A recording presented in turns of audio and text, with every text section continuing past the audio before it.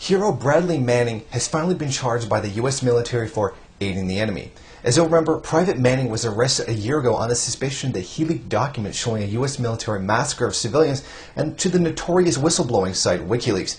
Manning has now been formally charged and has still refused to enter a plea. The 24-year-old is charged with 22 counts of aiding the enemy, which means he's facing up to 150 years in prison. This is somewhat good news, as previously it was believed that he was going to be charged with treason, which would carry a death penalty. With him only facing prison time, there is a possibility of a campaign to have him released, or have the ruling overturned on a technicality. A Mumia Abu Jamal-style movement could possibly seek to have him released one day.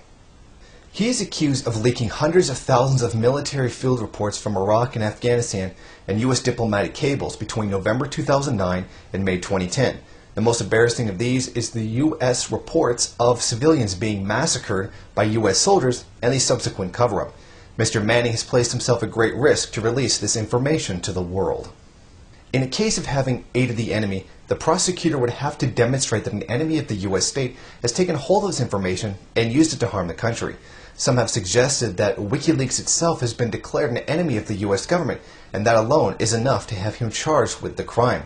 If WikiLeaks is considered an enemy of the state, then Manning has supposedly aided them. However, I think a more likely scenario is that they will try in court to prove harm by other actions. All they would have to do in order to demonstrate that Manning aided the enemy would be to show that his leaking of information harmed a diplomatic relation with a country seen as an enemy. It would have to demonstrate that any organization or other government considered to be an enemy of the U.S. state has altered its diplomatic position in a negative or unfavorable way. Do you know of any so-called enemy states that have been angered by this or brought it up in relation to other events?